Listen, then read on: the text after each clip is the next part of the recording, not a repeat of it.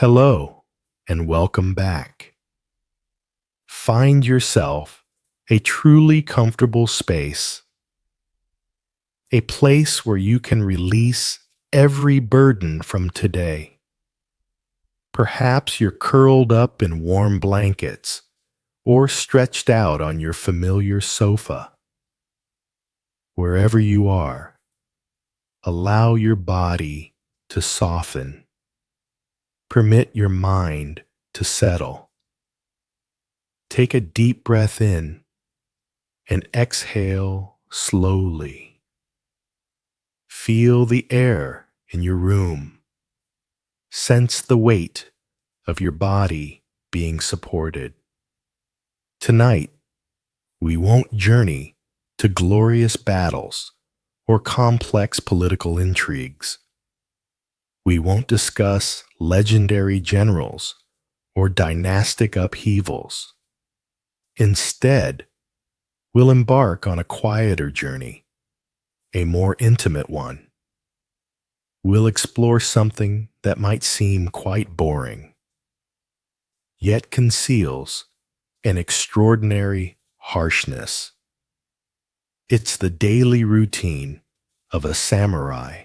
When you hear the word samurai, your mind probably conjures images of a warrior in magnificent armor, a gleaming katana ready for a life or death duel. That's the picture painted by films and stories. But the truth is, their lives were largely not those dramatic moments. They were woven from threads of discipline, repetition, and a schedule so rigid it bordered on cruelty. A cruelty that lay not in the blade's edge, but in the complete surrender of the self. So let my voice guide you. Don't try to remember. Don't attempt to analyze.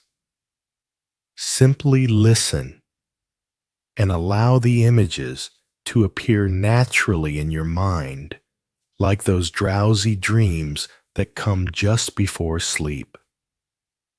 Together, we'll pull back the curtain of time, return to feudal Japan, and live a day in the wooden clogs of a samurai, a day that begins before dawn and ends in the silence of night, a day governed by honor, duty, and countless small rules that are almost unbelievable in their precision. And if during this journey you feel your eyelids growing heavy, that's completely natural. Just let sleep find you. This story will be here, waiting, like a silent companion through the night. Picture this. It's the dead of winter in feudal Japan, perhaps the year 1650. The world outside is painted in shades of gray and white. Snow has settled on the curved rooftops of wooden houses, their edges softened into gentle curves. The air is so cold it seems to crystallize with each breath, and the silence is profound, broken only by the distant sound of a temple bell echoing across frozen rice fields. In this world, there are no alarm clocks, no electric lights, no central heating. Time is measured not by digital displays, but by the subtle shifts in shadow and light, by the calls of roosters and the rhythmic chanting from nearby temples.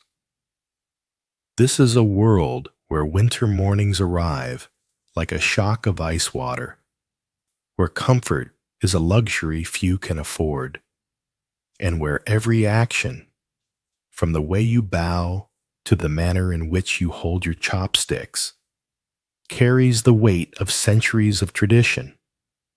Our samurai awakens not to the gentle buzz of a smartphone alarm, but to the sharp bite of cold air seeping through paper screens. He sleeps not on a soft mattress, but on a thin futon laid over woven tatami mats. His pillow is not filled with down, but carved from wood, a deliberate discomfort designed to preserve the elaborate topknot that marks his status as a warrior. This is a man whose every waking moment is choreographed by duty. His day doesn't begin when he feels ready. It begins when honor demands it. He doesn't eat when he's hungry. He eats what discipline permits. He doesn't rest when he's tired. He rests only when his obligations have been fulfilled. Imagine living a life where spontaneity is not just discouraged, but potentially dangerous, where a careless word, a sloppy bow, or an improperly maintained sword could mean disgrace or death, where your worth is measured not by your happiness or personal fulfillment, but by your unwavering adherence to a code that demands perfection in every gesture, every breath, every heartbeat. Yet within this seemingly suffocating structure, there exists a strange kind of freedom, the freedom that comes from absolute certainty about one's place in the world. Our samurai doesn't wake up wondering what to do with his day.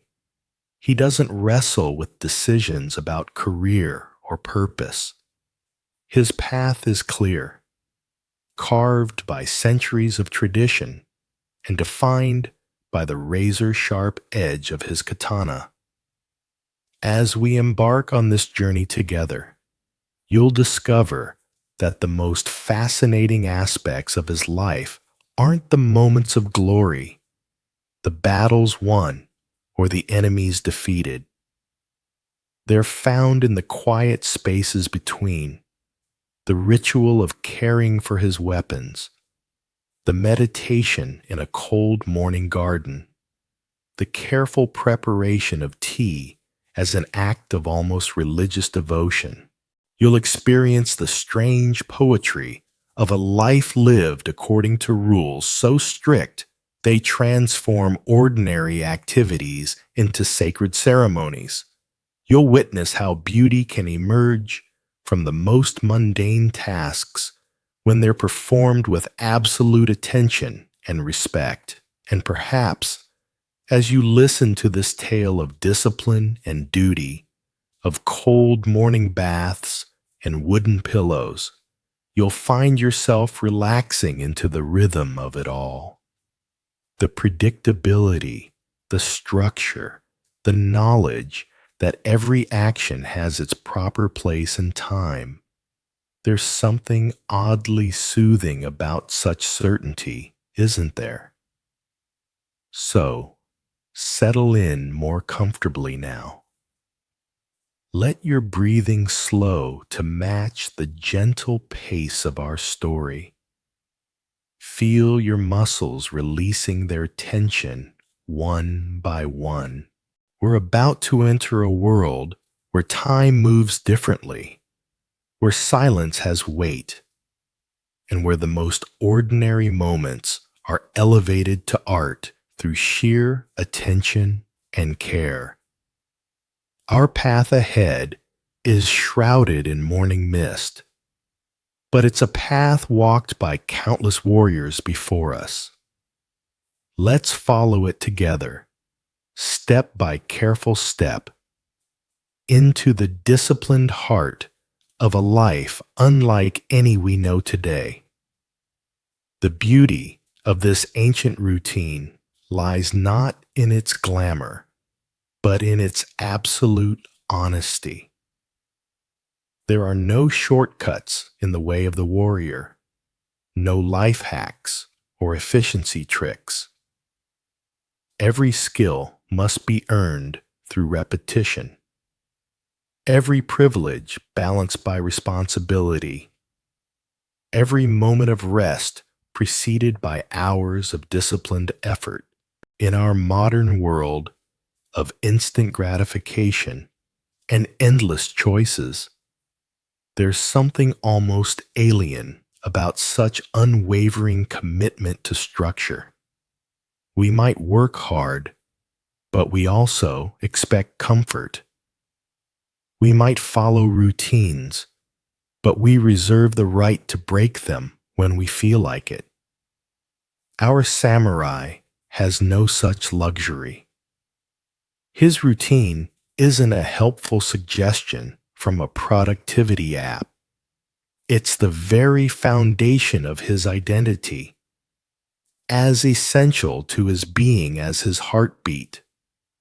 And yet, as we'll discover, this isn't a story about suffering or deprivation. It's about finding profound meaning in the smallest details, about the strange peace that comes from perfect alignment between your actions and your values. It's about what happens when every gesture, no matter how simple, is performed with the attention usually reserved for the most sacred ceremonies. Picture the morning mist rising from a traditional Japanese garden, where every stone has been placed with intention, every branch pruned with care. This is the kind of purposefulness that flows through every aspect of our samurai's day. From the angle at which he places his sandals to the rhythm of his breathing during meditation. As we walk this path together, you might find that the steady rhythm of the story begins to match your own breathing. The repetitive nature of the disciplines we'll explore, the daily maintenance of weapons, the precise movements of martial practice, the careful attention to seasonal changes. All of this creates a kind of meditation in itself. Don't worry if you find your attention drifting.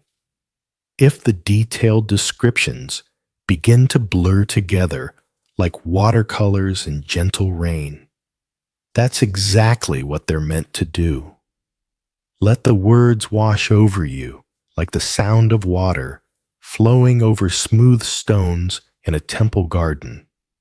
Some nights, the most comforting thing isn't excitement or surprise, but the gentle predictability of a well-told tale, the reassuring rhythm of tradition repeated. Tonight, let yourself be carried by the steady current of a life lived according to ancient principles, where every sunrise brings the same commitments, the same quiet rituals, the same opportunities for small perfections. Close your eyes if you haven't already. Feel the weight of your modern concerns lifting away like morning fog. We're stepping now through the sliding paper doors of time itself, entering a world where cherry blossoms mark the seasons, where the sound of temple bells marks the hours, and where the most ordinary day contains the potential for extraordinary grace. Now, let's truly begin our journey together. Our path is covered with morning dew, and the first birds are beginning to sing. The darkness remains thick and heavy. Not a single ray of dawn dares to filter through the paper screens of the shoji doors. This is the hour of the tiger, roughly 3 to 5 a.m. by our modern reckoning. No alarm clock rings out. What awakens you, our samurai, is the cold. The cold seeps through the thin futon spread over the tatami floor. It creeps through the cotton kimono you wear as sleepwear. You open your eyes, but it's hardly different from keeping them closed. All around you, only blackness. The air carries a distinctive scent of an old Japanese house. The smell of pine wood, slightly damp tatami mats, and the lingering incense that burned out the evening before. Your head doesn't rest on a soft, down-filled pillow. No, your head lies on a takamakura, a small, hard wooden pillow. It's not an instrument of torture, though it might feel that way. It serves a very practical purpose, keeping your shonmeige topknot, the symbol of a samurai, from becoming disheveled during sleep. A small inconvenience for a grand symbol of honor. Each morning you wake with a slightly stiff neck is a reminder of your status and responsibilities. You sit up slowly, without haste. Every movement has purpose, deliberate and measured. The wooden floor beneath your feet is freezing. You don't turn on a light. You're simply accustomed to this darkness. You slide open the shoji screen with care, the sound of paper rustling against the wooden frame, the only noise breaking the profound silence. Listen to that sound for a moment, the soft whisper of rice paper against bamboo, a sound that has marked the beginning of countless mornings for hundreds of years. It's a gentle sound, almost like a sigh, carrying within it the weight of tradition and the promise of another day lived according to ancient principles. Your first journey of the day doesn't lead to a kitchen for coffee. It leads to the small courtyard behind the house. There, under the eaves, sits a large wooden barrel filled with cold water. Water from the well, perhaps still touched with the night's frost. This is the ritual of misogi, the purification ceremony.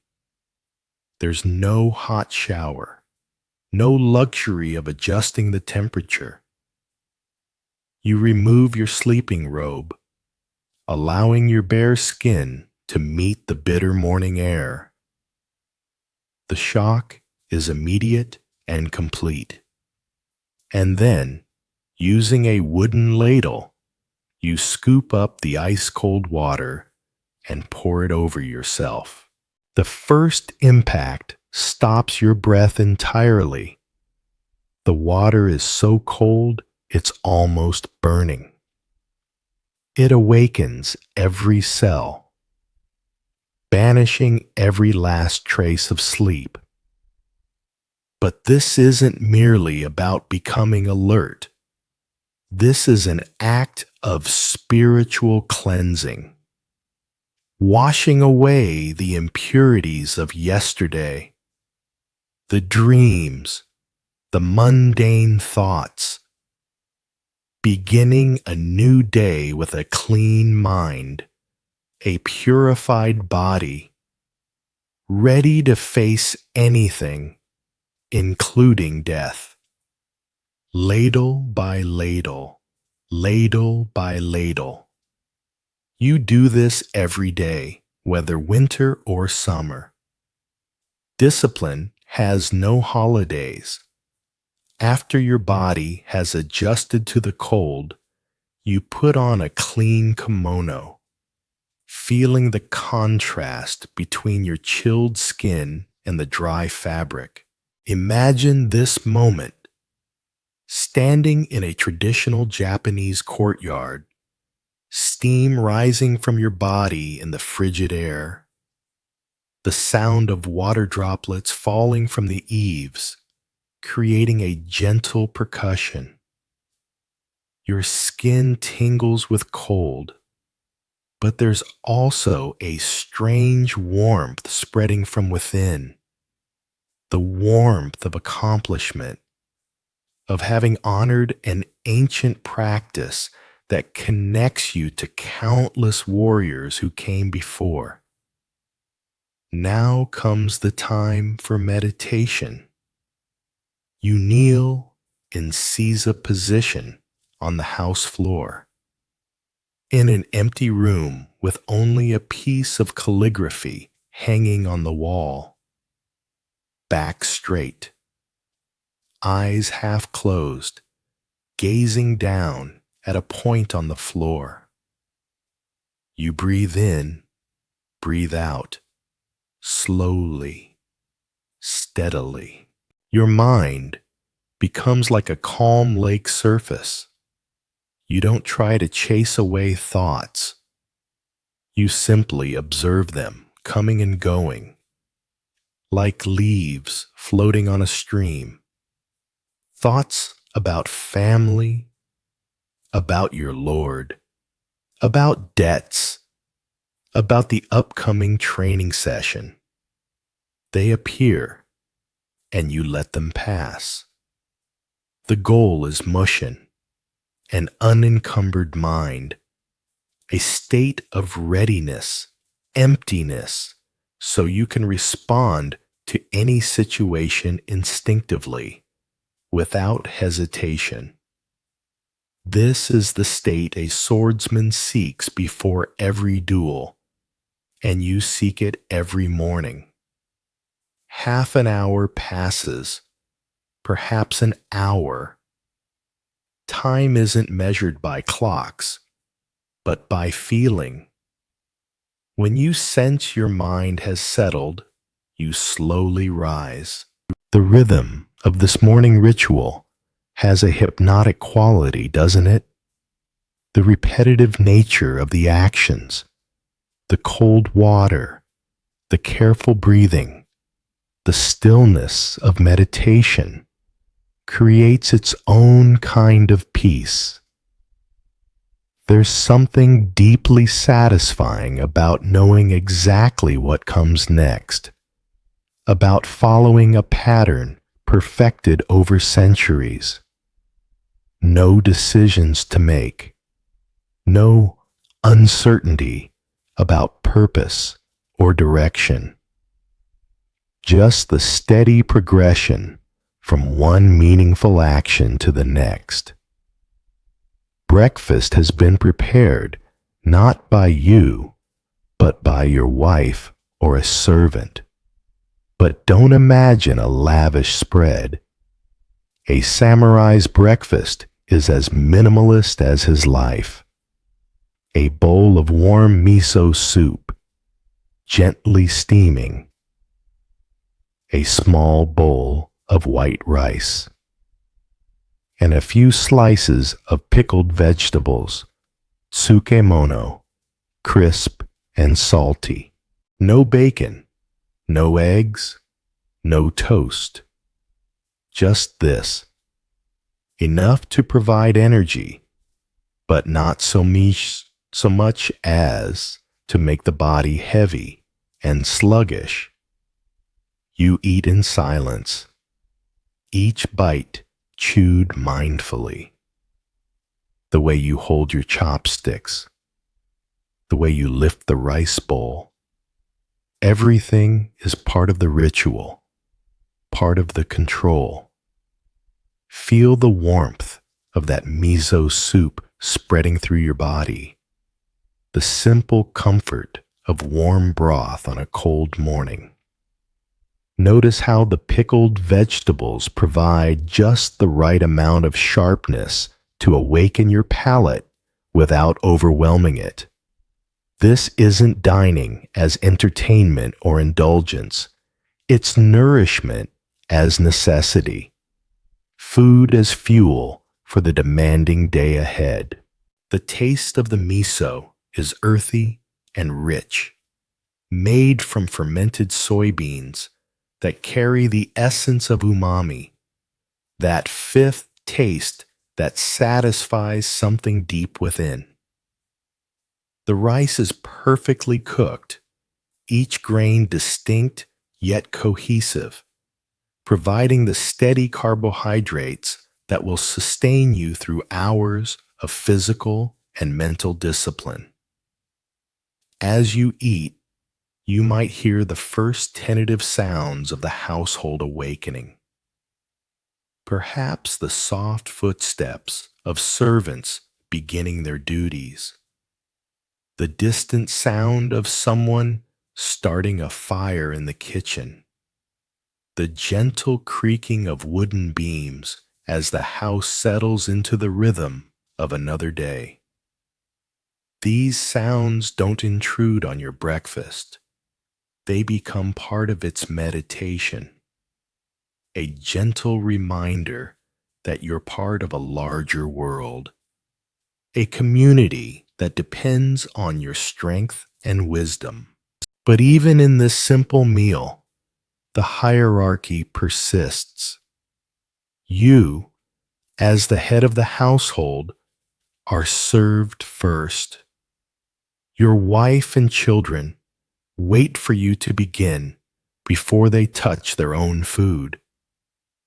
Even here, in the intimacy of the morning meal, the social order that governs every aspect of life makes itself known. There's a particular way to hold the chopsticks, not too high, not too low, the grip firm, but not tense. There's a proper way to lift the rice bowl to your mouth, bringing it close enough to catch any falling grains without appearing greedy or rushed. These aren't arbitrary rules. They're part of a complex system of etiquette that reflects your education, your breeding, your worthiness to carry the title of samurai. When the rice bowl is empty, the real day begins. The sun probably hasn't yet appeared on the horizon, but your world has been operating for hours already. A world built on the foundation of repetition, discipline, and the bone-deep cold of early morning. Think about this for a moment. While we might stumble to our coffee makers, check our phones, negotiate with ourselves about whether we really need to exercise today, our samurai has already completed a rigorous purification ritual, achieved a state of mental clarity through meditation, and nourished his body with precisely what it needs, nothing more, nothing less. The wooden pillow that greeted his morning with discomfort wasn't cruel. It was practical. The cold water that shocked his system awake wasn't punishment. It was preparation. The simple breakfast that might seem meager to us wasn't deprivation. It was discipline. Every apparent hardship serves a purpose. Every discomfort builds strength. Every moment of the routine contributes to the larger goal of becoming a person worthy of the warrior's path. As you finish your meal and set down your chopsticks with the same precision you bring to everything else, you can feel the day's obligations beginning to press upon you. But there's no anxiety in this pressure, no frantic energy, just the calm certainty that comes from knowing your path, from having walked it so many times that each step feels as natural as breathing. The darkness outside is beginning to soften now, shifting from pure black to the deep gray that precedes dawn. Soon, it will be time for the next phase of your routine, the training that will hone your body into an instrument as precise and reliable as your mind. But for now, there's still this moment of transition, this pause between the private rituals of purification and nourishment and the more public disciplines of martial practice. You can feel the rice settling in your stomach, providing steady energy. The miso soup has warmed you from within, creating a pleasant contrast to the cold that still nips at your skin. Your mind, cleared by meditation, feels sharp and focused. Your body, awakened by the shock of cold water, feels alert and ready. You are prepared, in every sense of the word, for whatever this day might bring. This is the foundation upon which everything else is built. This quiet competence, this unshakable routine, this complete integration of body, mind, and spirit achieved through the simplest possible means. No elaborate equipment, no complex theories, no shortcuts or life hacks, just water, breath, food, and the unwavering commitment to show up day after day and honor the path you've chosen to walk. As we leave you there, finishing your breakfast in the gradually lightening room, take a moment to appreciate the profound simplicity of it all. In a world that seems to grow more complicated by the day, there's something deeply appealing about this clarity of purpose, this elegant reduction of life to its essential elements.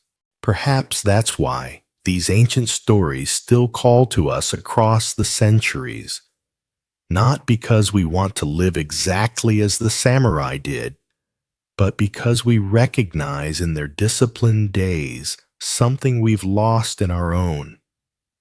The peace that comes from knowing exactly who you are and what you're called to do. The first birds are beginning to sing now, their voices joining the subtle orchestra of morning sounds. The hour of the tiger is passing into the hour of the rabbit, and new challenges await. But you are ready. You have been ready since the moment you opened your eyes in the darkness, guided by nothing but the cold and your own unbreakable commitment to the way of the warrior. Dawn finally arrives, painting the paper screens a pale gray. This is the hour of the rabbit. For many people, this would mark the beginning of work. For you, it's simply the continuation of a discipline that began in darkness. Your morning work is divided into two parts, seemingly opposite, but actually two faces of the same coin: cold steel and thin paper. First comes the steel. You step into the family dojo, or perhaps a cleared section of the courtyard. The morning air is still crisp and clean. You take up your bakken, a heavy wooden sword, the training replica of your true katana. And then you begin, suburi, the endless repetition of sword cuts. This isn't a beautiful dance. This is labor. You stand in kamae position, feet spread wide and stable. You raise the wooden sword above your head and strike downward. Once. The sound of wood slicing air makes a satisfying whoosh. Your body rotates as one unit. Hips, shoulders, arms, everything unified in a single movement. Then you do it again, a second time, a 10th time, a 100th time. Listen to that rhythm for a moment. Whoosh. Pause. Whoosh. Pause. It's like a meditation in motion. Each cut exactly the same as the last, yet somehow different. Each repetition carves the movement deeper into your muscle memory until the sword becomes not a tool you hold, but an extension of your very being. Sweat begins to form despite the cool air. Your breathing becomes deep and regular, synchronizing with the rhythm of your cuts. Your shoulders begin to ache. Your arms grow heavy. But you don't stop. This isn't just physical training. This is the process of engraving movement into every fiber of muscle, into the subconscious mind, so that when facing an enemy, you won't need to think. Your body will simply act. The cut must become a reflex, faster than a lightning flash, 1,000 times. That's the goal each morning. 1,000 sword cuts, monotonous, exhausting, but necessary. Between the cutting practice, you perform kata, predetermined forms that simulate combat situations. You move, attack, defend, evade an invisible enemy. Every step, every angle of the sword must be precise to the millimeter. Feel the weight of that wooden sword in your hands. It's heavier than you might expect, designed to build strength and endurance. The grain of the wood is smooth from countless hands, worn to a perfect fit by generations of warriors before you. Each swing creates a subtle vibration that travels up through your arms, a physical reminder of the power you're learning to control. The kata tells a story of combat, of life and death, of split-second decisions that determine who lives to see another sunrise.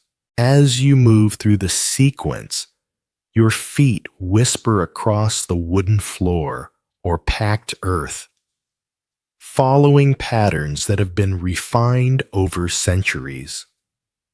Step forward, pivot, strike high, block low, counterattack, retreat, advance again. Each movement flows into the next like water, but water with the power to cut stone. Perfection isn't the goal. It's the requirement. A single mistake in real combat could cost your life. So here, in the safety of morning practice, you repeat until no mistakes remain possible. Now imagine the peculiar poetry of this training. The way your breath creates small clouds in the cold air. The way sweat makes your cotton practice clothes cling to your skin. The way the repetitive motions create their own kind of trance. There's something almost hypnotic about perfect repetition, isn't there? The mind can wander while the body continues its ancient work, following grooves worn deep by countless mornings, just like this one. After about 2 hours, the training session ends. Your body aches, but also feels energized. You wipe away the sweat and carefully return the bakken to its proper place.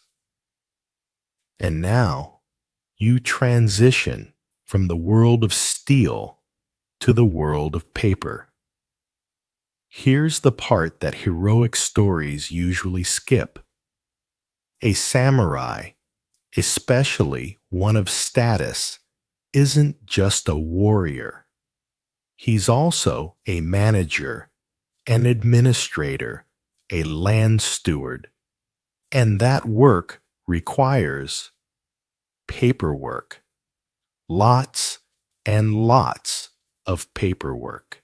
This might be the most surprising truth about samurai life. These legendary warriors often spent more time with brush and ink than with katana and wakizashi, while poets and storytellers focused on moments of glory. The reality was far more mundane and perhaps far more demanding in its own way. You sit down in your study. Instead of a sword, your tools now are a writing brush, an inkstone, and scrolls of paper. You must review reports from the territories under your care. How was this year's rice harvest? Have all the taxes been collected? Are there disputes between tenant farmers that need resolving? You read the scratchy handwriting, trying to understand the situation clearly. Then you must write letters in response, providing direction. You carefully grind the ink stick against the stone, adding a few drops of water, stirring until the ink becomes dark and smooth. The scent of ink is subtle and pleasant, almost meditative. You take up the writing brush and write. The complex kanji characters require intense concentration. One wrong stroke can change the meaning of an entire sentence. Your writing voice must be formal, properly respectful, appropriate to the recipient. You cannot write carelessly. Every character reflects your honor and education. Listen to these sounds of scholarly work. The gentle grinding of ink stick against stone, creating a fine powder that will become liquid poetry. The soft whisper of brush against paper as you form each character with careful deliberation. The quiet rustle of scrolls being unrolled and rolled again. These are the sounds of governance, of responsibility, of power exercised through knowledge rather than force. You calculate account books using a soroban, an abacus, its wooden beads clicking softly under your practiced fingers. You approve expenditures, record income. This work might seem boring, tedious. It lacks the glamour of sword training, but for a samurai, this too is a battlefield. An error in management could lead to famine, unrest, and loss of your Lord's favor. The stability of the domain is as important as the sharpness of your blade. The truth is, during peacetime, a samurai might spend more time with brush and abacus than with katana. They were warrior scholars, manager fighters. The balance between bun, literary arts, and bu, martial arts, bunbu ryodo, was the ideal they pursued. Think about the fascinating contradiction of this life. Here you sit, surrounded by stacks of administrative documents, your fingers stained with ink rather than calloused from sword grips. Yet you're the same person who just spent 2 hours perfecting the art of dealing death with elegant precision. Scholar and warrior, accountant and killer, administrator and artist, all contained within a single disciplined life. The morning light slants through the windows so, illuminating dust motes that dance in the air like tiny spirits. You can hear the sounds of the household fully awakening. Servants sweeping the courtyards, the kitchen staff preparing the midday meal, children beginning their lessons in another part of the house. Yet here in your study, there's a different kind of activity, the quiet industry of mind and brush working together to maintain order across rice fields and villages you may never visit in person. As you sit there, among the piles of papers, morning sunlight streaming sideways through the windows, you might feel an interesting contradiction. The morning began with brutal physical discipline and now continues with equally demanding mental discipline. Both require concentration, precision, and almost infinite patience. A samurai's life isn't a series of adventurous days, but an unending dedication to repetitive tasks. Whether swinging a sword or writing a letter, both demand the same unwavering attention to detail. The administrative work requires its own kind of martial skill. Reading between the lines of a report to understand what isn't being said. Knowing how to phrase a directive so it will be followed without resentment. Understanding the delicate balance of personalities and interests that keeps a domain functioning smoothly. These are battles fought with words and wisdom, rather than steel and strength, but they're battles nonetheless. Consider the weight of responsibility contained in these simple documents.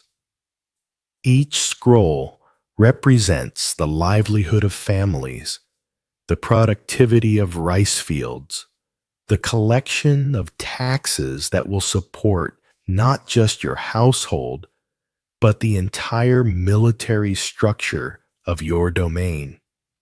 The brush in your hand isn't just a writing instrument, it's a tool of governance, capable of bringing prosperity or hardship to thousands of people, depending on how skillfully you wield it.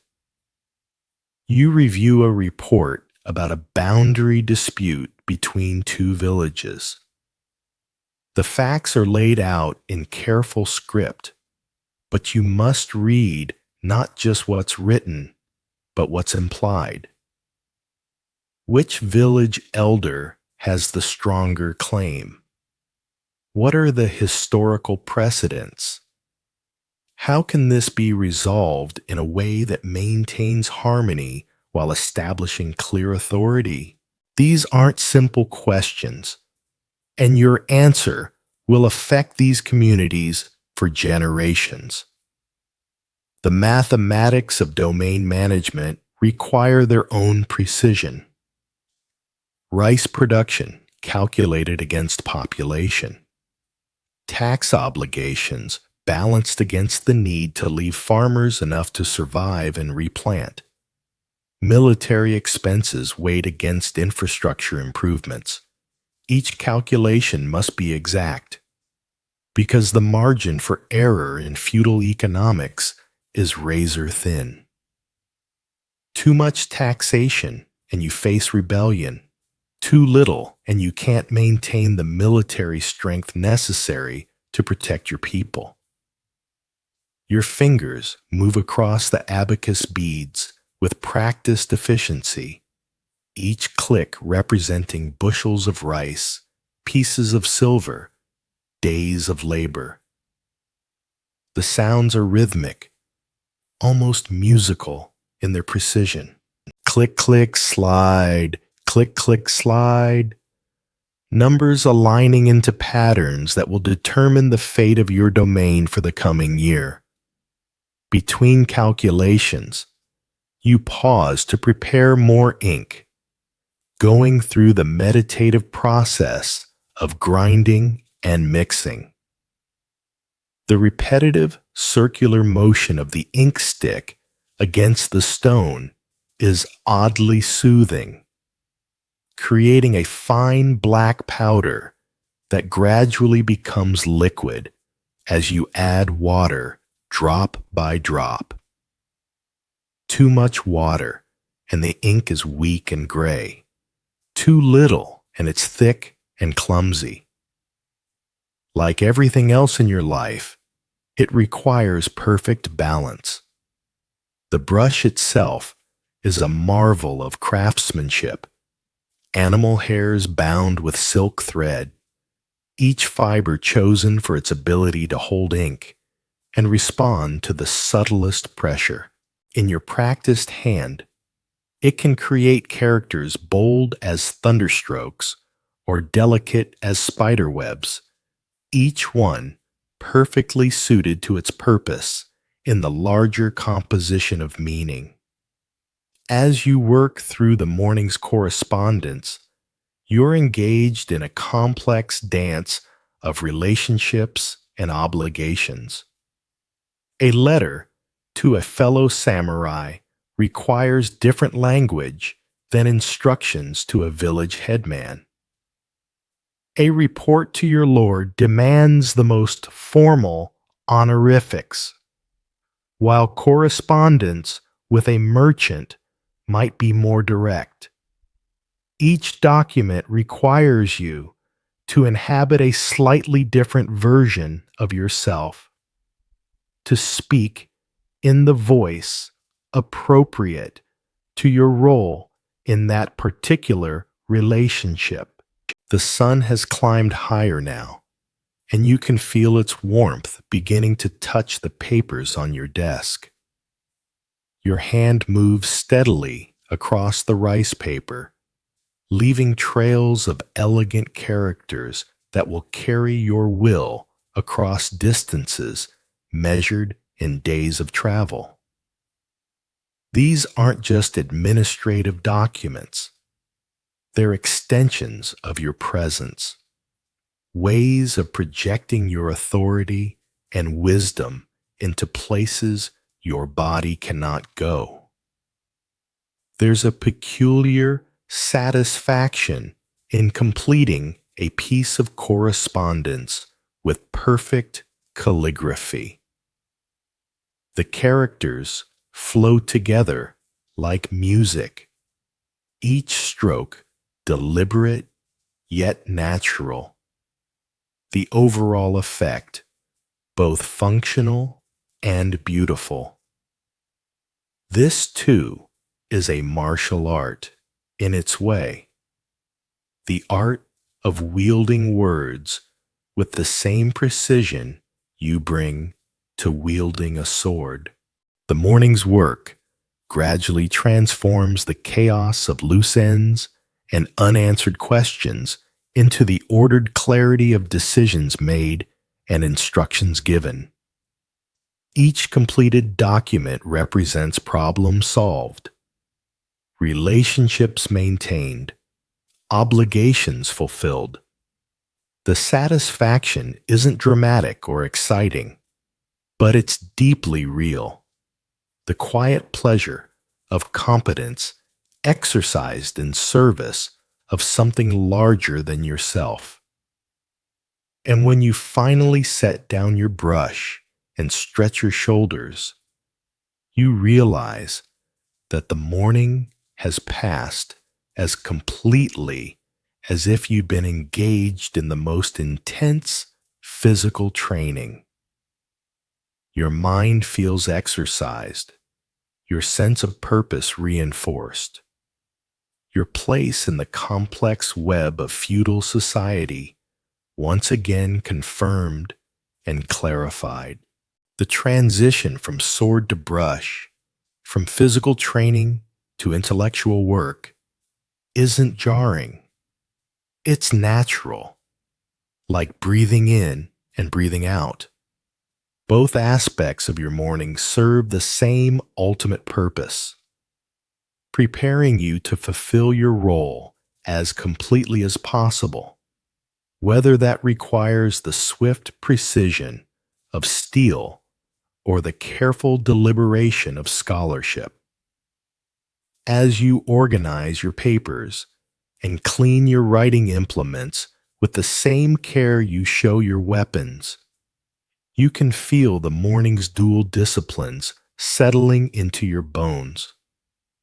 Your body carries the memory of 1,000 sword cuts. Your mind carries the satisfaction of problems solved and decisions made. Both will serve you well in whatever challenges the remainder of the day might bring. The hour of the rabbit is ending. The sun now well above the horizon, painting everything in warm, golden light. But your day is far from over. Ahead lie more rituals, more disciplines, more opportunities to perfect the art of being human in the most complete way possible. For now, though, there's this moment of transition, this pause between one kind of work and another, when you can feel the deep satisfaction of morning obligations properly fulfilled.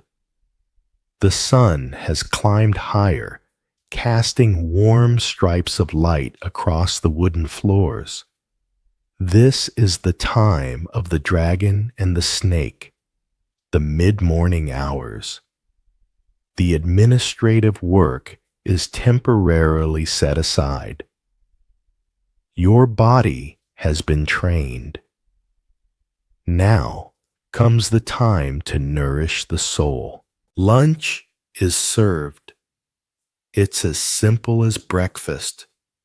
Perhaps just leftover rice, some boiled vegetables, and maybe a small piece of grilled fish if you're fortunate. Eating remains a necessity, not an indulgence. After lunch comes the time devoted to art. A samurai isn't expected only to be a brave warrior and capable administrator. He must also be a person of culture, someone who understands and practices the refined arts. This is how the hardness of martial discipline is softened, how one seeks beauty and harmony in a world full of violence and uncertainty. Today, you choose the way of tea, chanoyu. You're not simply brewing a pot of tea. The tea ceremony is a ritual. A moving meditation. You enter the tea room, a small, simple space designed to evoke feelings of tranquility and humility. You must bow to enter through a low doorway, a symbolic act of leaving your ego and social status outside. Inside, everything is arranged with perfect intention. A small flower arrangement, shabana, with a single blossom, placed as naturally as if it were still growing in a field. A piece of calligraphy hanging in the alcove, tokonoma. Everything radiates the beauty of imperfection, of impermanence, wabi-sabi. You kneel down and begin. Every utensil has been prepared. The tea container, natsume, the bamboo water ladle, hishaku, the tea bowl, chawan, and the bamboo whisk, chasen. First, you purify the utensils. You use a silk cloth, fukusa, folding it according to prescribed methods, and clean the tea container. Your movements are slow, precise, without a single unnecessary gesture. The sound of silk gliding over lacquerware is barely audible. Listen to that sound. The whisper of silk against lacquered wood. A sound so soft it might be mistaken for silence itself. Yet it carries within it the weight of centuries of tradition, the accumulated wisdom of countless tea masters who understood that the smallest gestures, performed with complete attention, can become gateways to the infinite. You ladle hot water from the iron kettle, bubbling softly over the charcoal fire, into the tea bowl. You rinse the bowl, warming it, then pour the water away. Next, you use a bamboo spoon, chashaku, to scoop just the right amount of powdered green tea, matcha, into the bowl. Now comes the most crucial moment. You ladle hot water, not boiling, but precisely the right temperature, into the bowl. Then you pick up the bamboo whisk.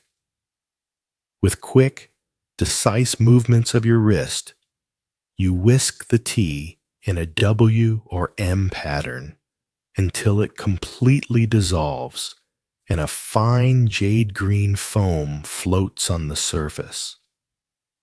The sound of bamboo against ceramic creates a gentle, rhythmic whisper that seems to slow time itself.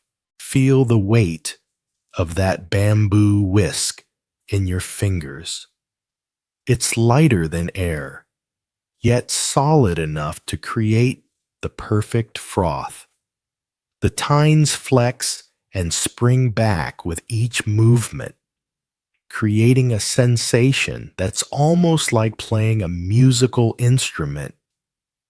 The resistance of the tea against the whisk provides its own feedback, telling you when the mixture has reached the ideal consistency through touch rather than sight. You rotate the tea bowl 3 times, positioning its most beautiful side toward yourself. Then lift it with both hands. You breathe in the tea's fragrance, a fresh, slightly grassy scent that seems to contain the essence of spring itself. Then you drink. The flavor is initially bitter, but leaves a sweet aftertaste in your throat. You perform all of this alone, in complete silence. If there are guests, you will perform this ritual for them. The entire process can take nearly an hour. To a modern person, this might seem like a waste of time. But for you, this is training. Training in concentration.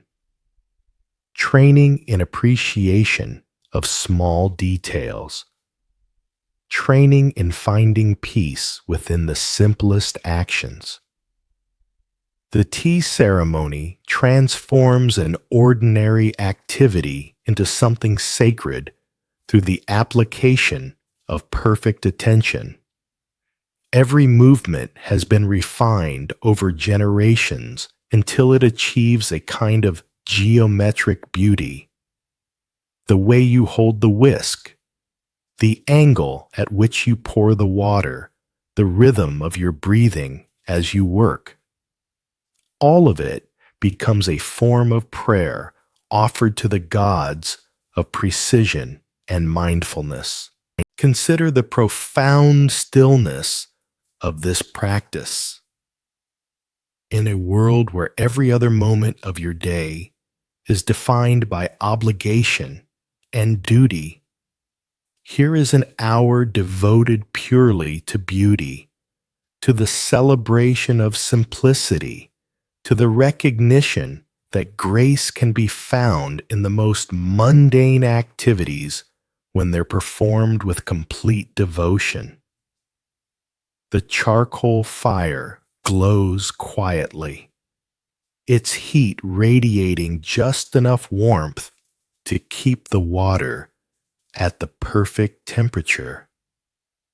The sound of bubbling water is gentle and irregular, like a quiet conversation between old friends. Steam rises from the kettle's spout in delicate wisps that catch the afternoon light and disappear, reminding you of the impermanence that underlies all things. On other days, you might devote this time to calligraphy, shoto. Again, you grind ink, prepare paper, and practice writing, but not administrative reports. You write poetry, philosophical passages. You try to transmit your soul into every brushstroke. Sometimes the stroke is powerful, like a sword cut, sometimes gentle, like a willow branch swaying. The blank paper before you is both invitation and challenge. Unlike the administrative documents with their predetermined purposes, artistic calligraphy offers infinite possibility. You might choose to copy a classical poem, allowing the ancient words to flow through your brush and into the present moment. Or you might compose something original, capturing a fleeting impression of morning light or the sound of rain on bamboo. The brush responds to the slightest variation in pressure, angle, or speed. A moment's hesitation creates a blob of ink. Too much confidence results in harsh, ungraceful lines. The perfect character emerges from the marriage of intention and letting go, control, and surrender. Your breathing must be steady, your grip relaxed but firm, your mind clear of everything except the character taking shape beneath your brush. Or perhaps you'll compose a haiku, a 17-syllable poem trying to capture an image, an emotion, a moment of nature in a brief structure. For example, ancient pond, a frog leaps in, the sound of water. The challenge of haiku isn't just brevity. It's the attempt to create a moment of recognition, a flash of insight that connects the reader to something fundamental about existence. The best haiku work like doors, opening onto vast landscapes of meaning through the smallest possible verbal space. Art for you isn't a hobby. It's an inseparable part of the warrior's path. It teaches patience, refinement, and the ability to see beauty in impermanence.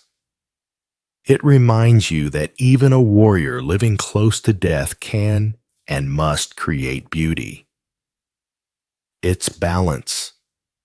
Without these quiet moments, the harshness of discipline and violence would consume your soul. The ink you grind for calligraphy carries its own ceremony. The ink stick, made from pine soot and animal glue, must be ground in circular motions against the stone, gradually releasing its essence into the few drops of water you've added. Too much pressure, and the mixture becomes gritty. Too little, and the ink remains weak and gray. The grinding motion itself becomes meditative. The slight resistance of stone against stick, creating a rhythm that matches your breathing. As you work, you can smell the subtle fragrance of the ink, earthy and slightly sweet, with undertones that speak of ancient processes and materials gathered from the natural world. This isn't ink manufactured in a factory. It's a substance created by artisans who understand that every tool used in the creation of beauty must itself be beautiful. The paper, too, has its own character.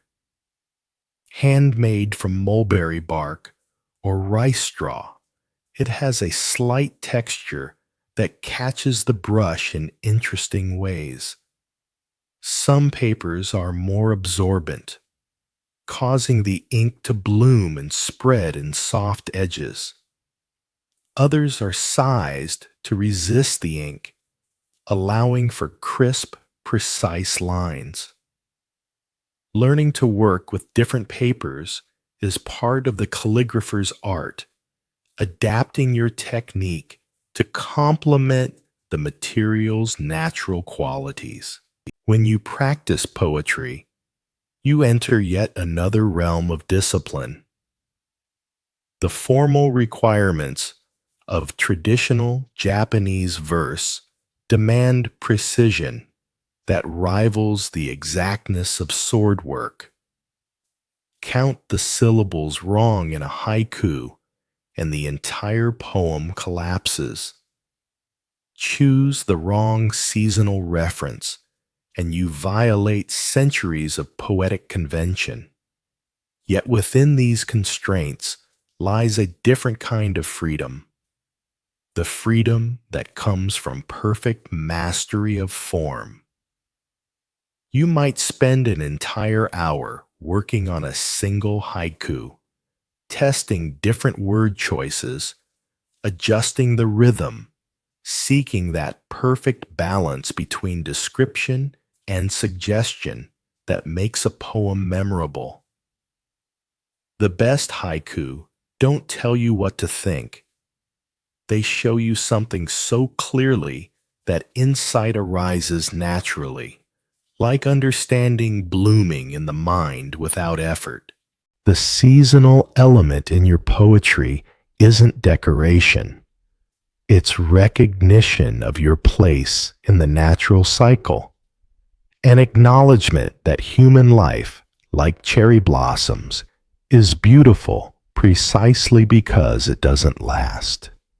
Writing about the first frost or the sound of cicadas in summer connects you to the larger rhythms that govern all existence, reminding you that even a warrior's life is subject to forces greater than strength or skill.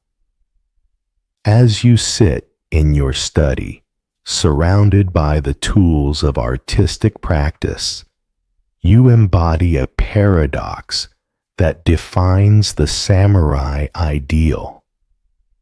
The same hands that can deliver death with perfect precision now hold a brush with delicate control, creating beauty that will outlast any victory in battle.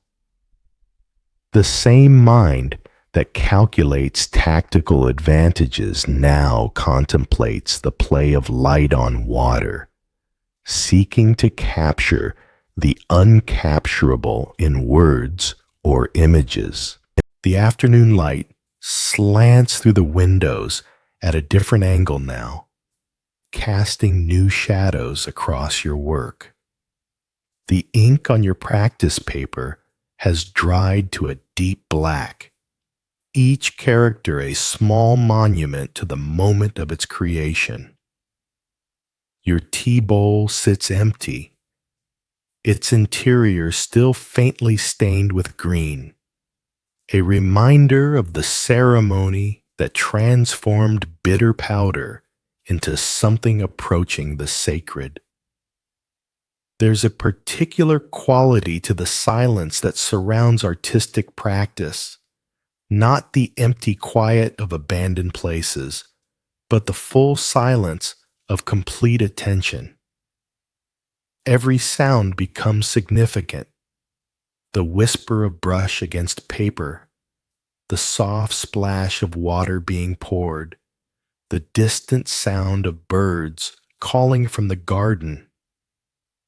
These aren't interruptions to your practice. They're part of its texture, reminders of the living world that contains and supports your small moment of creative devotion. You might pause in your work to look out at the garden where the seasonal changes mark time in ways more fundamental than any clock.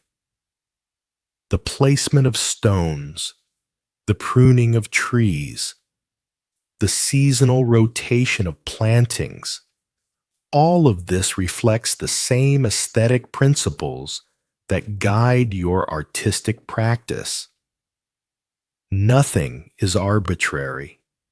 Everything serves the larger purpose of creating harmony between human intention and natural process. The tea ceremony, calligraphy, and poetry aren't separate activities. They're different expressions of the same underlying principle. Whether you're whisking tea, grinding ink, or searching for the perfect word, you're engaged in the practice of bringing complete attention to the present moment. This is meditation in action. Spirituality expressed through craft rather than doctrine. As you clean your brushes and put away your materials with the same care you show your weapons, you can feel the artistic portion of your day settling into memory alongside the morning's sword practice and administrative work. Each aspect of the routine serves the others, creating a life of balance that honors both action and contemplation, both duty and beauty. The hours of the dragon and snake are drawing to a close, the shadows lengthening as afternoon approaches. But the peace cultivated through artistic practice will carry forward into whatever obligations await. Like the tea ceremony that transforms bitter powder into something nourishing. These quiet hours transform the potential harshness of a warrior's life into something approaching grace. In a few moments, you'll return to the world of duty and discipline. But for now, there's this lingering sense of completion, the satisfaction that comes from having honored not just your obligations to others, but your obligation to the part of yourself that seeks beauty, meaning, and connection to something larger than survival. This, too, is part of the warrior's path.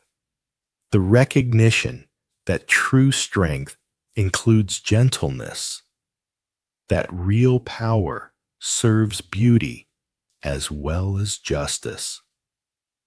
As the shadows begin to lean westward, the hours of the horse and goat arrive.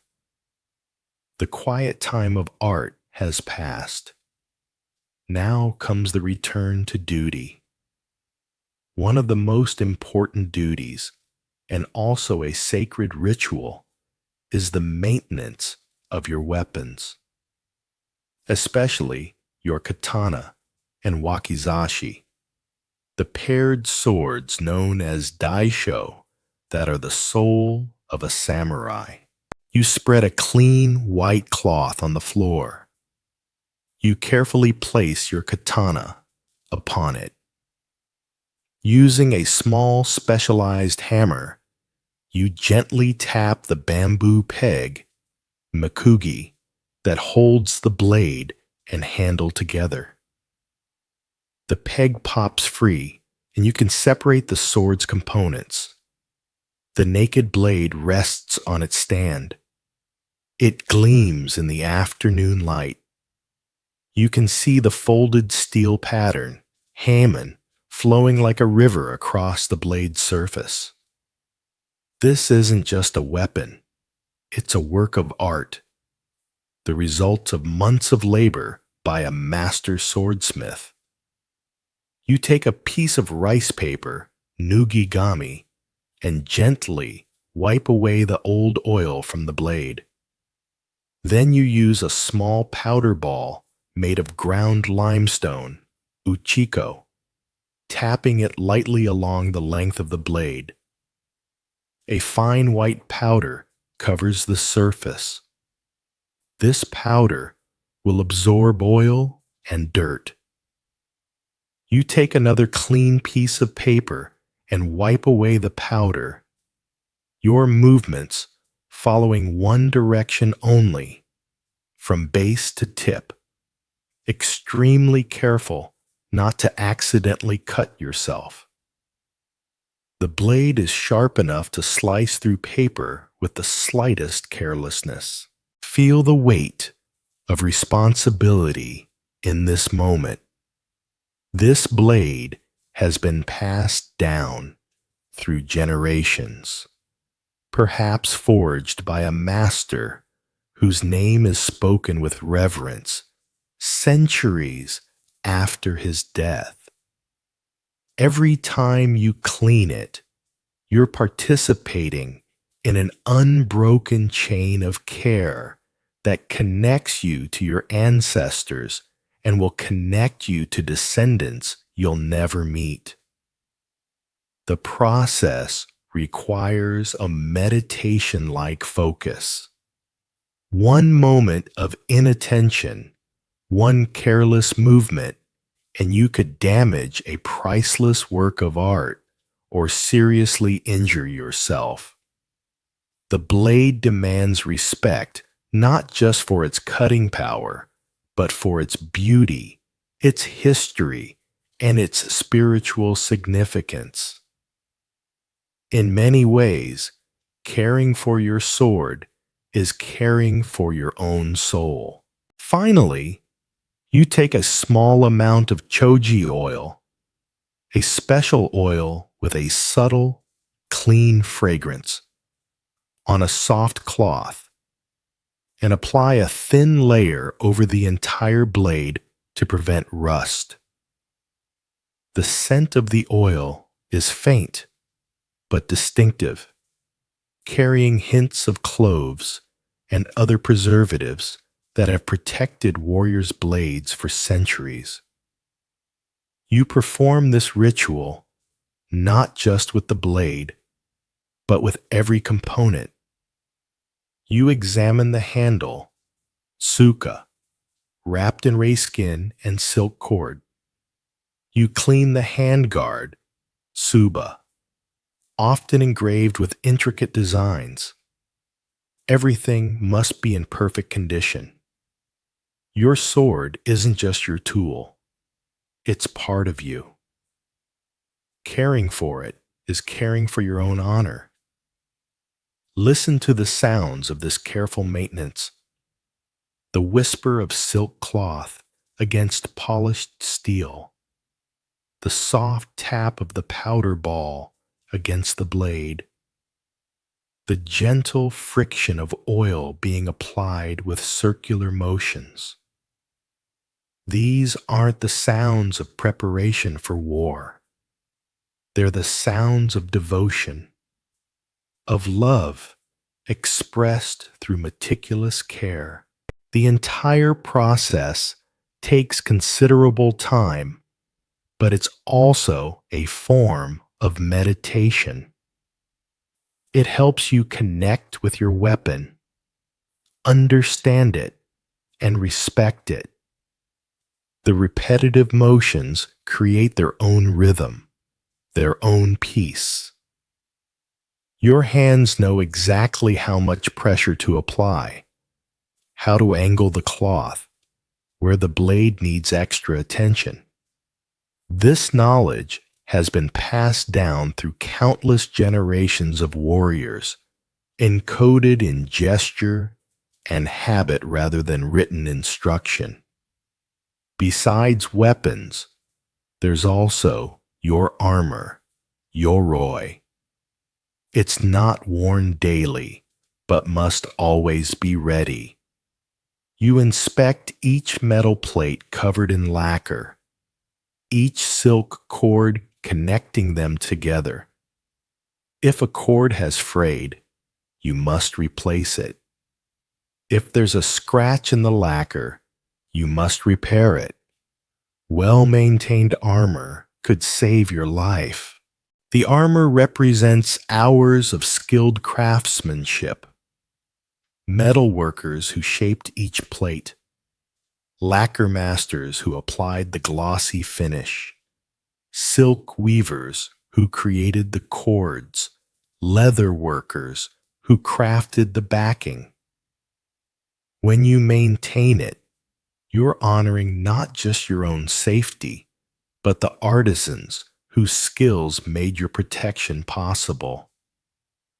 Each piece of armor has its own character, its own requirements. The breastplate needs different care than the arm guards. The helmet's decorative elements require gentle handling that won't disturb their positioning. The face mask must be cleaned carefully to preserve both its protective finish and its psychological impact. Many were designed to look fierce or supernatural, adding to the warrior's intimidating presence. After the maintenance work is complete, you might have social obligations. Perhaps you must visit your lord's daimyo mansion to pay your respects. This is a world of complex etiquette. You dress in your most formal kimono, kamishimo. You're walking, speaking, bowing. Everything must follow strict rules. Bowing to someone of higher rank must be deeper and longer. You must speak using honorific language. You must never turn your back on someone of superior status. The social choreography of feudal Japan was as complex as any martial art. and just as demanding of perfect execution. Every gesture carried meaning. Every word choice communicated your understanding of social relationships. A bow, held too briefly, could be interpreted as disrespect. Words chosen carelessly could create enemies or end careers. You sit in a waiting room, perhaps for hours, just to be called in for a few minutes with your Lord. The conversation might only involve polite social inquiries, but your presence demonstrates loyalty. Social interaction in your world isn't casual, friendly conversation. It's a performance of status and power. One wrong word, one inappropriate gesture could be seen as an insult with serious consequences. You must always be vigilant, always controlling yourself. Your smile, your nod, everything is calculated. Consider the exhausting nature of this social performance. Every moment in public requires you to monitor not just your words, but your posture, your facial expressions, the direction of your gaze. There's no relaxation, no letting down your guard. The social rules that govern samurai society are as rigid and potentially dangerous as the rules of combat. The waiting itself becomes a test of patience and composure. You might sit in formal seiza position for hours, your legs folding beneath you, maintaining perfect posture while waiting for an audience that might last only minutes. The discomfort is part of the discipline, part of the demonstration that you can endure whatever is required of you. When you're finally granted an audience, the conversation unfolds according to prescribed patterns. You inquire about your Lord's health using the most respectful language forms. He might ask about conditions in your domain. You provide information in carefully chosen words that convey competence without appearing boastful. Every exchange is layered with meaning beyond the surface content. It's another kind of armor you must wear, like your iron protection, an armor of formality and ceremony to hide your true emotions. The freedom to express yourself, something we take for granted, is a luxury you don't possess. Your life is a series of roles: the role of a warrior, the role of an administrator, the role of an artist, and the role of a loyal retainer. And you must perform all these roles perfectly every day. The masks worn in this social theater aren't physical, but they're just as real as the face guards of armor. You wear the mask of confident authority when dealing with subordinates, the mask of respectful attention when meeting with superiors, the mask of scholarly contemplation when engaged in artistic pursuits. Each mask requires its own vocabulary, its own body language, its own emotional tone.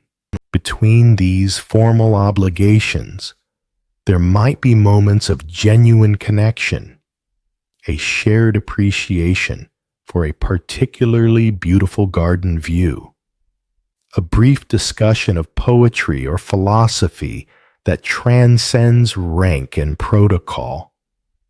But even these moments are constrained by the invisible boundaries of proper behavior.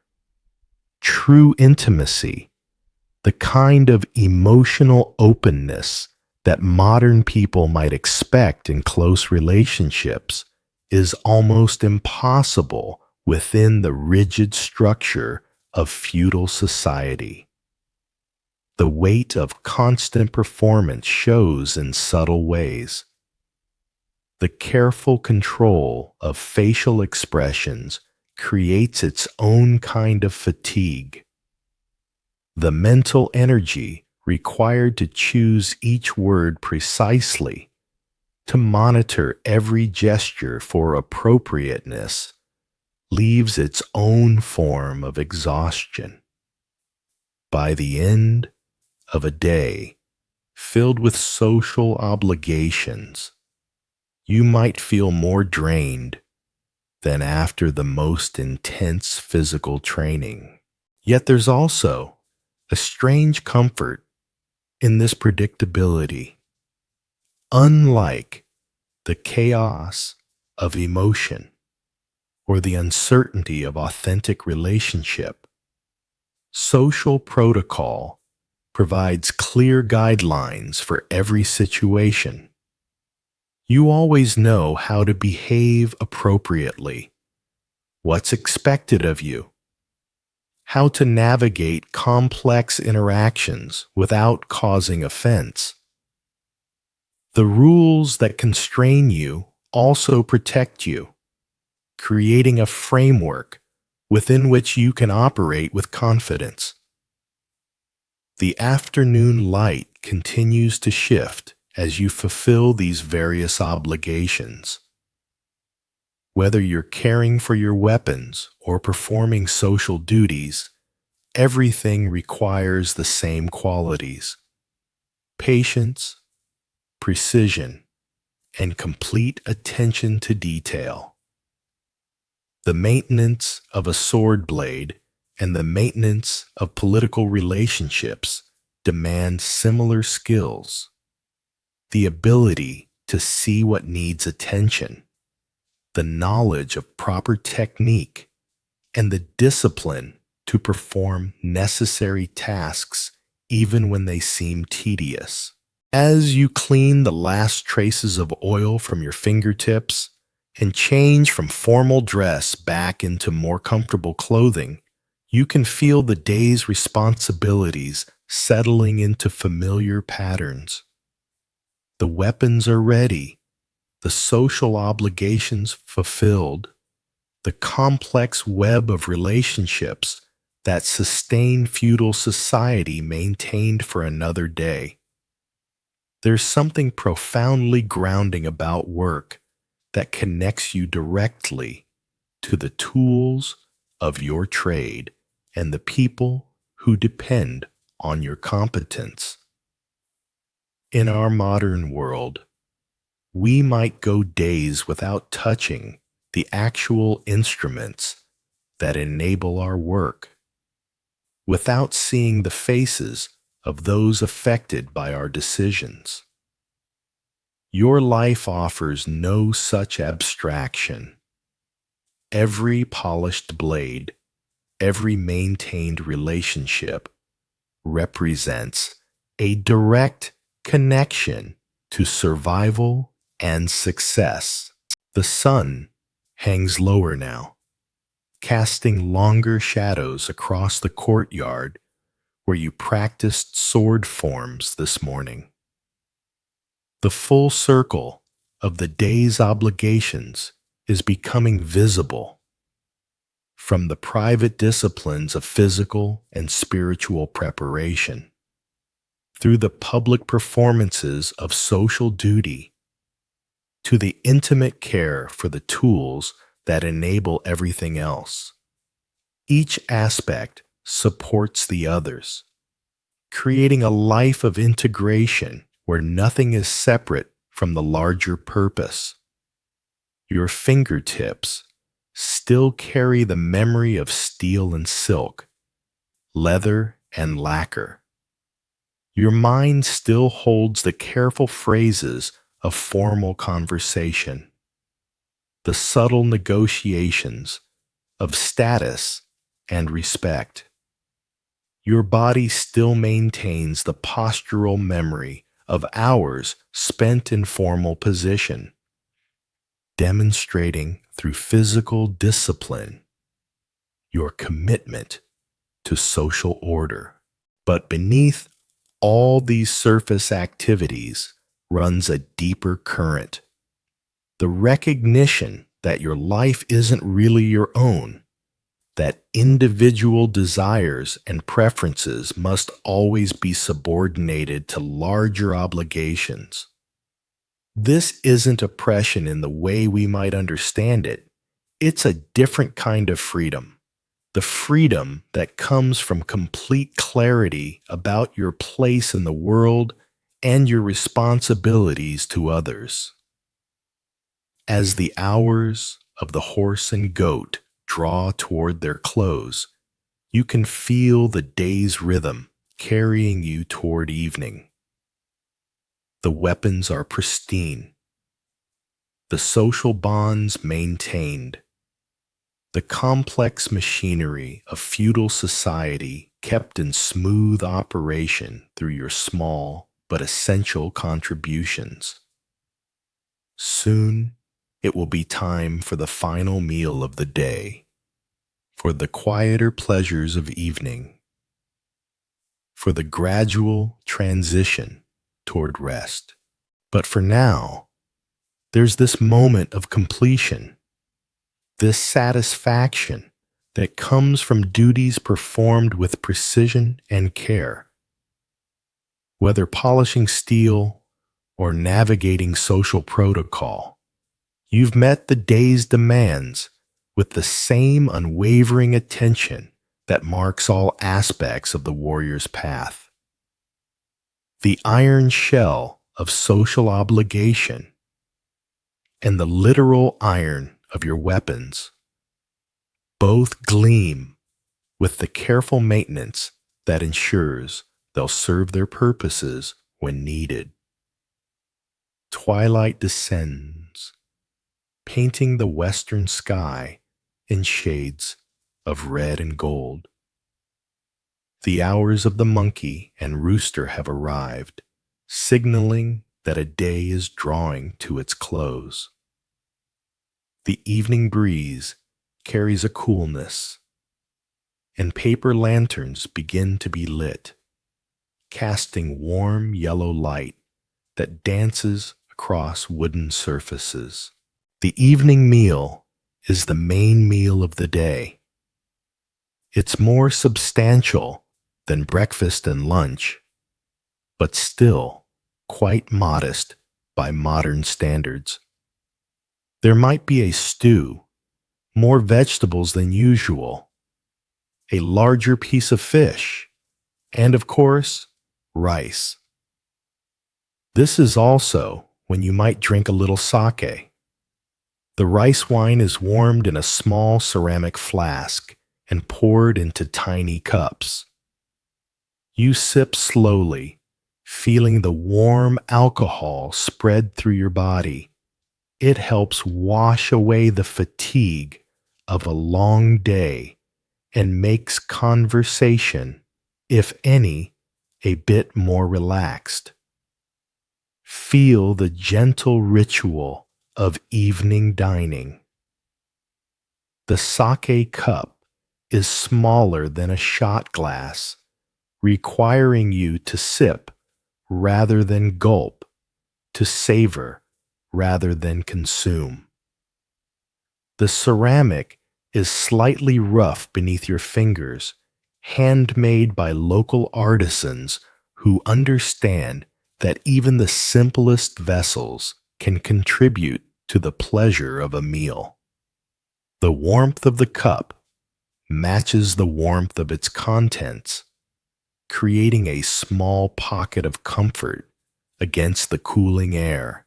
This is the rare time devoted to family, Your wife and children will dine with you, but even here, hierarchy persists. You, as head of the household, are served first. Children must show absolute respect to their parents. The atmosphere isn't always warm and cozy. It remains formal. The conversations that do occur move carefully around the day's events. Your wife might mention household matters, supplies that need replenishing, seasonal preparations that require attention, news from relatives in distant provinces. Your children, if they speak at all, do so only when addressed. Their response is carefully measured for appropriateness. Yet within these constraints, there are moments of genuine connection, a shared appreciation for the way the cook has prepared the fish, a brief discussion of seasonal changes observed in the garden, the quiet satisfaction that comes from eating together after a day of separate obligations. These aren't the boisterous family dinners of modern imagination, but they carry their own warmth, expressed through attention to small details rather than loud affection. The food itself reflects the season and the family's status. In autumn, there might be persimmons and chestnuts. In winter, preserved vegetables and hearty broths. Spring brings young greens and bamboo shoots. Summer offers cucumbers and melons. Each season's offerings are prepared simply, allowing their natural flavors to shine without elaborate seasonings or preparation methods. After dinner, you don't watch television or scroll through social media. Your entertainment is also quiet and demands concentration. Perhaps you'll play a game of Go or Shogi, Japanese chess, with your eldest son. This isn't merely a game. It's a lesson in tactics and strategic thinking. You teach your child to think ahead, to anticipate the opponent's moves, to sacrifice a piece for greater advantage. The board becomes a miniature battlefield.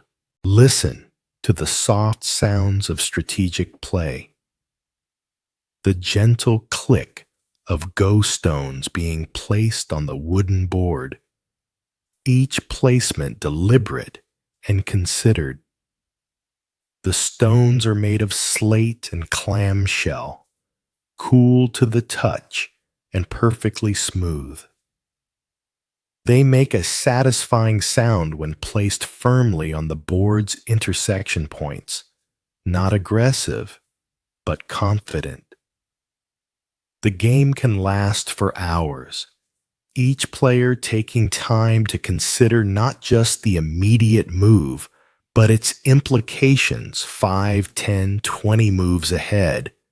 The conversations during these games are minimal but meaningful. An interesting approach, you might murmur, when your son attempts a particularly ambitious strategy. Consider the consequences, you suggest when he seems ready to make a hasty move. These aren't just instructions about the game.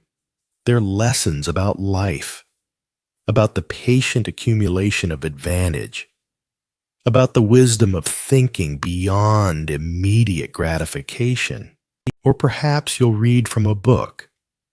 Your library may not be large, but it contains classic works from China, like Sun Tzu's Art of War, or historical tales, poetry collections of Japan. Reading expands the mind and allows you to learn from the experiences of ancient sages. The books themselves are treasures.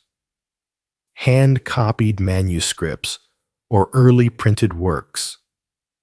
Their pages made from mulberry bark paper that is aged to a warm cream color. The ink has faded slightly over the years, but the characters remain clear and elegant. When you read, you're not just absorbing information, you're participating in a conversation that spans centuries, connecting your present concerns to the wisdom of ages past. Some evenings, there might be a traveling storyteller, biwa hoshi, who visits, playing the lute-like biwa and telling tales of ancient wars. The entire family will gather around, listening in silence, captivated by stories of honor, loyalty, and tragedy. Picture these rare evenings when entertainment comes to your household. The storyteller arrives as shadows lengthen, carrying his instrument and a repertoire of tales passed down through generations. His voice rises and falls with the narrative, accompanied by the haunting plucked notes of the biwa. The stories he tells aren't fiction in our modern sense. They're historical accounts transformed into poetry, real events elevated to the level of myth through countless retellings. The tales often focus on the great military campaigns of the past, the rise and fall of warrior clans, the complex loyalties that bind retainer to lum even unto death. As you listen, you're not just being entertained, you're being educated in the values and expectations of your class. The heroes of these stories face the same kinds of moral dilemmas you encounter in daily life, providing models for how to behave when honor conflicts with survival, when loyalty demands sacrifice, when duty requires the impossible. Your evening life doesn't have many events. It's a withdrawal inward, into the quietness of the house, into the warmth of family, even though that warmth is wrapped in many rules. It's a preparation for sleep and for tomorrow, when everything will begin again, repeating in exactly the same way. The children retire first, bowing respectfully before withdrawing to their sleeping areas. Your wife might remain for a short while longer, tending to final household tasks or simply sitting quietly in your presence. The servants bank the fires and extinguish most of the lamps, leaving just enough light for you to make your way safely through the house when you're ready to retire.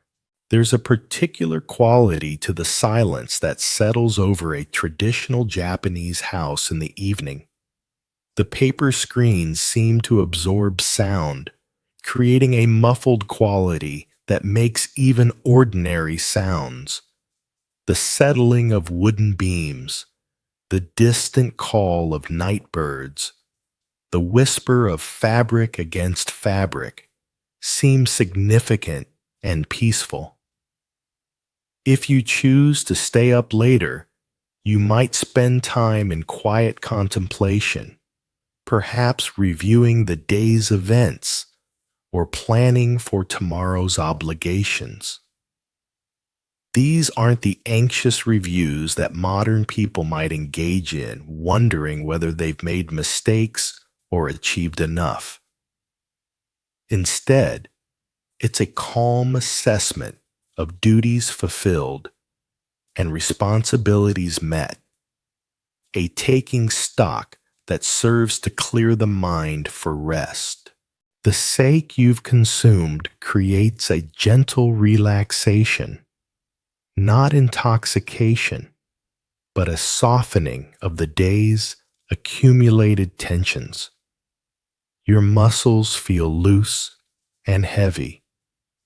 Your thoughts move more slowly. Your breathing naturally deepens. This is an escape from reality, but a gentle transition toward the restoration that sleep will provide.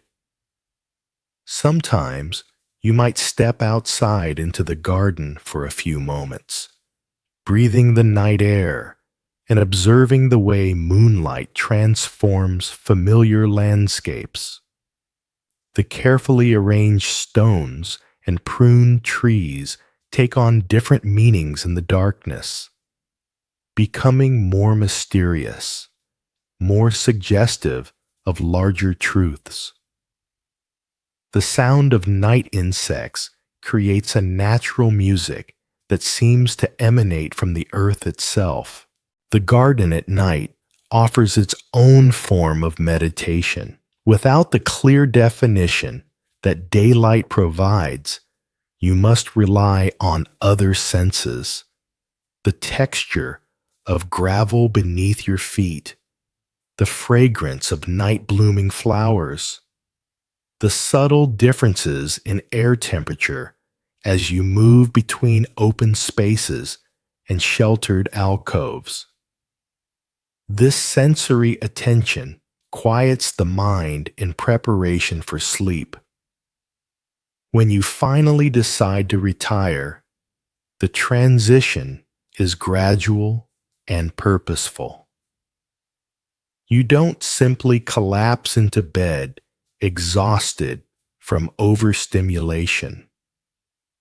Instead, you move through the house with the same deliberate attention you bring to every other activity. Each action, extinguishing the final lamp, arranging your clothes for the morning, checking that doors are properly secured, becomes part of the evening's meditation. The sound of your footsteps on the wooden floors is soft and measured, creating a gentle rhythm that seems to echo the day's many other rhythms. The breathing during meditation, the cutting motions of sword practice, the careful cadence of formal speech. Even in these final moments of the day, you maintain the composure and intentionality that marks every aspect of samurai life. As you prepare your sleeping area, unrolling the futon and positioning the wooden pillow that will once again support your top knot through the night, you can feel the day's accumulated disciplines settling into your bones. Each aspect of the routine, from the shock of cold water at dawn to the quiet games of evening, has contributed to a larger pattern of development, a daily refinement of character and capability. The evening's entertainments weren't frivolous diversions from serious work. They were different expressions of the same underlying commitment to excellence.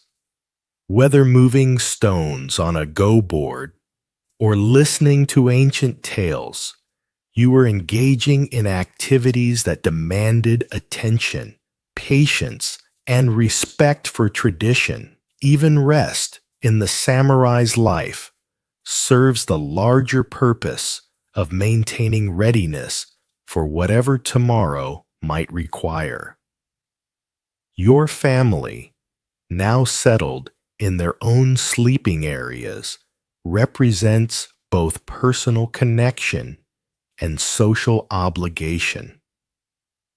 The formal interactions of dinner and the quiet competitions of board games weren't just pleasant pastimes. They were training in the relationships that form the foundation of feudal society.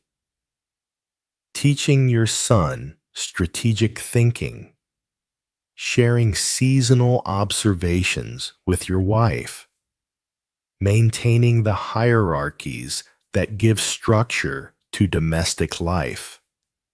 All of this contributes to the larger project of preserving order and meaning in an uncertain world.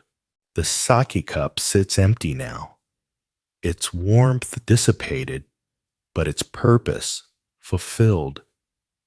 The brief relaxation it provided wasn't an escape from duty, but a necessary restoration, a moment of softness in a life built around discipline.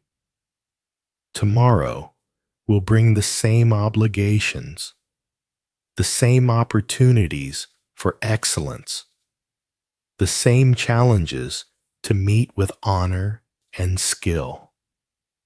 As you settle onto your futon and feel the familiar discomfort of the wooden pillow beneath your neck, you can appreciate the strange completeness of the samurai's day. Every hour has had its purpose, every activity its place in the larger pattern of development and service. There have been no wasted moments, no activities undertaken merely for pleasure or distraction. This isn't deprivation, but abundance of a different kind. The richness that comes from perfect alignment between action and value, between daily routine and life's ultimate purpose. The night sounds begin to settle into their own rhythm. The chorus of insects, the distant tolling of temple bells, the creaking of the house as it cools from the day's warmth. These sounds don't disturb your preparation for sleep. They become part of it, a natural lullaby that connects your rest to the larger rhythms of the world beyond your walls.